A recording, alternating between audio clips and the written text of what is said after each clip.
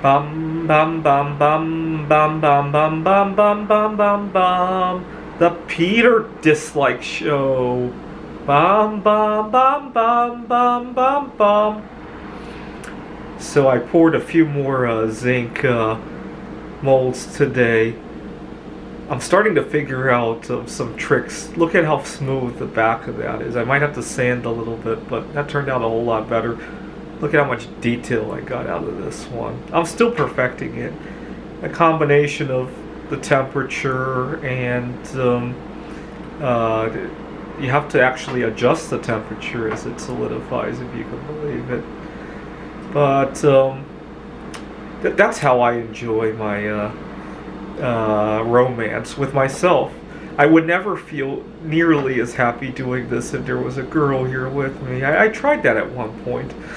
And unfortunately, here in the United States, I feel very pressured to hook up with somebody. And that's what's making me sick, almost. I feel very mentally ill this week as a result of the confusion between what I want in my romantic life and what our culture demands of me to have.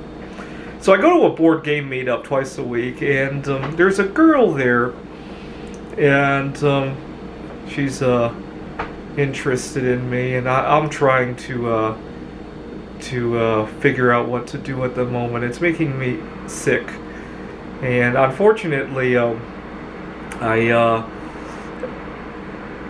was thinking about asking her out to see The Little Mermaid this weekend, because that's one event that I can tolerate having a girl with me at. I can't tolerate. I need my space when I'm doing the metal casting, when I'm exercising.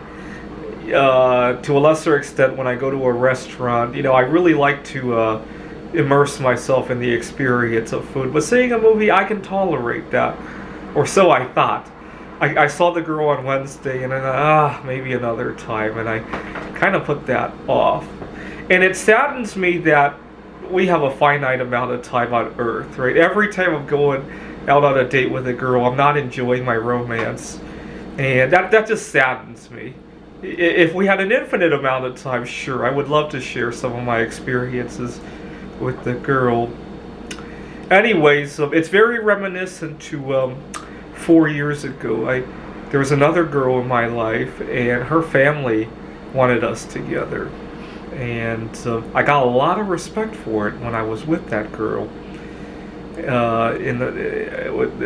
With my other peers at work and outside of work, I got a lot of respect when I had her. But I really missed my personal space. You guys may remember 4 years ago when I took a trip to Taiwan. I remember thinking, oh my God, this could be the very last trip I take to Taiwan by myself. And I gave that phase of my life a little bit of a nickname. I called it my single life grand finale. It was kind of like Cassini grand finale, saying goodbye to Cassini, right? And I guess God decided it wasn't time for me to give up my single life yet, so He kept us apart it kept us 6 feet apart. And during that time, we really discovered we weren't ready, and so that was good. 10 years before that, I had another toxic relationship. And I remember just having this feeling that God would keep me apart from the girl if it weren't right. And because I was worried I would get into another toxic relationship like that. And I just heard this voice, God say, don't worry. If you ever get in the wrong relationship, I'll keep you guys apart. And then 10 years later, He kept us 6 feet apart. That story ought to be in my biography one day. Alright, so I'm having a little bit of difficulty with giving up my single life.